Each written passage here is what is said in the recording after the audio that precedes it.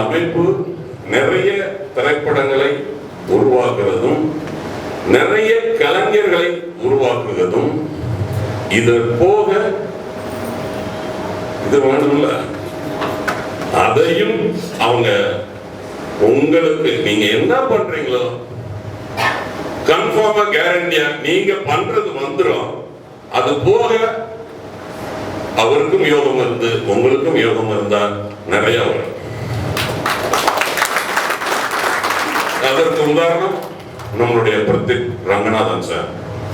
5 கோடி ரூபாய் ஃபர்ஸ்ட் படம், 90 கோடி ரூபாய் வசூலாச்சு. தொடர்ந்து 3 படங்களுமே சூப்பர் டூப்பர் ஹிட். அதுதான் சினிமா. சினிமாவை நீங்க நம்புங்க, சினிமா உங்களை கைவிடாது.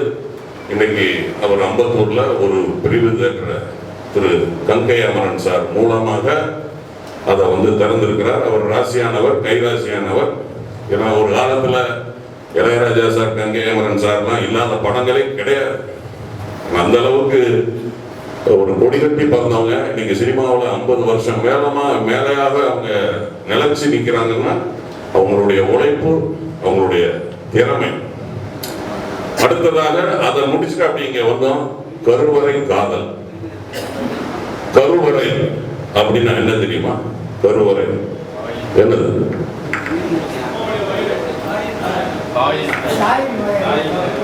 அது கருப்பை.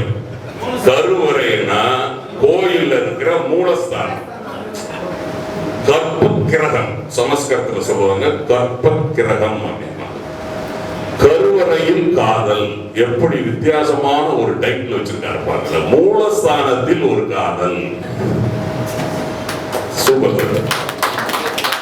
கருவறையில் காதல் அருமையான டைட்டில். ஒரு தமிழ், சுத்தமான தமிழ் டைட்டில் அது.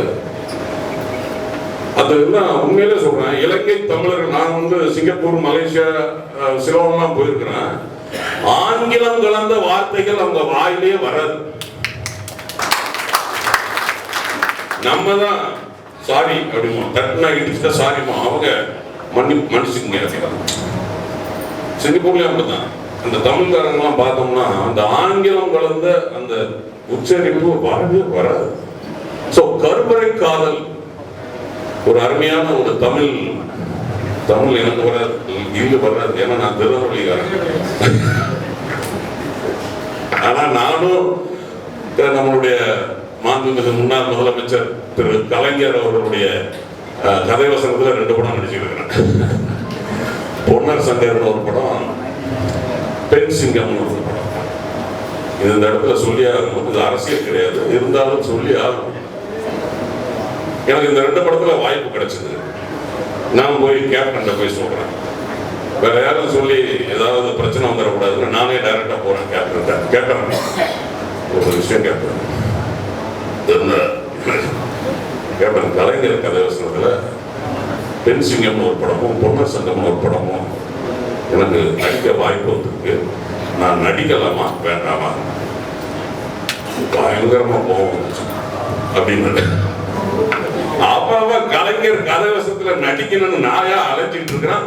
நடிக்கலாமான்னு கேட்டுட்டு இருக்கிற, இப்படிதான் நடிக்கலாமான்னு கேட்டு இருக்கிற. நானும் சத்யராஜ் சாரும் சென்னையில பட கம்பெனி ஏறி இறங்கும் போது அவருடைய கதை வசனம் மனோகரா, பராசக்தி இந்த மாதிரி படங்களுடைய வசனத்தை பேசிதான் நாங்க வாய்ப்பு கேட்டோம். நடிக்கலாமா கேட்கிற, போய் நடி அப்படின்னு. அரசியல் வேற, சினிமா வேற, போய் நடி அப்படின்னு. மாபெரும் ஒரு உத்தமமான தலைவர். நிச்சயமா நான் ஒரு மூலமாக சினிமாவுக்கு 40 வருஷம் சினிமாவில் இருக்கிறோங்கிறது சாதாரண விஷயம் கிடையாது. இன்றைக்கு சினிமாவில் உண்மையில சொல்றேன், அந்த சினிமாவை நாம் லவ் பண்ணணும் தெரியுமா?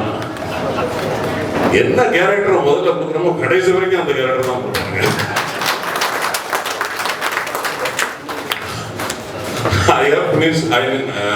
I have more than 347 movies, various language, Tamil, Telugu, Malayalam, Kannadam, Hindi.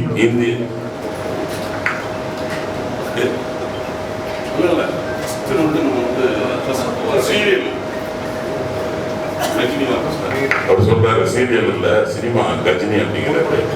அப்ப அதுதான் என் கூட நடிச்சிருக்கேன். சாரி என்னால தமிழ் எனக்கு பிடிக்காத ஒரே வார்த்தை மன்னிப்பு அப்படின்னு. அதாவது டாபிக்கே மாறி எங்கேயோ போயிட்டேன். எதுல போனேன் ஸ்டக் ஆயிட்டு.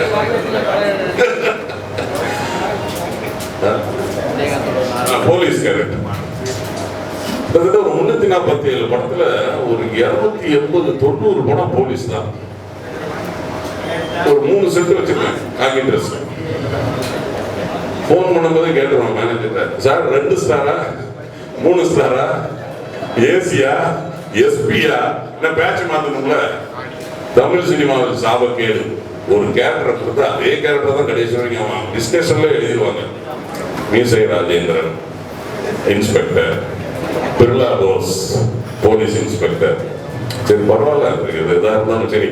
சார் இந்த படத்துல என்ன சார் எங்களுக்கு நல்லா இருக்கு போலீஸ்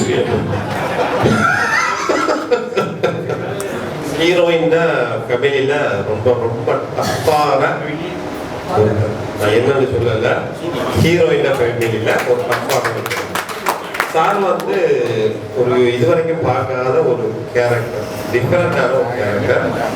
இவர் சிலர் வந்து படத்துல படம் ஃபுல்லா வருவாங்க, சிலர் கொஞ்சம் வந்தாலும் பிரச்சனை ஞாபகம் பண்ணிக்கலாம். இவர் ஃபுல்லால ஒரு படம் ஆஃபுக்கு வருவார். ஆனால் கூட அந்த படத்துடைய கதையோட சேர்ந்த ஒரு இம்பார்ட்டன்ட் இவர் வந்ததால தான் படமே டேர்னிங் போயிட்டார்.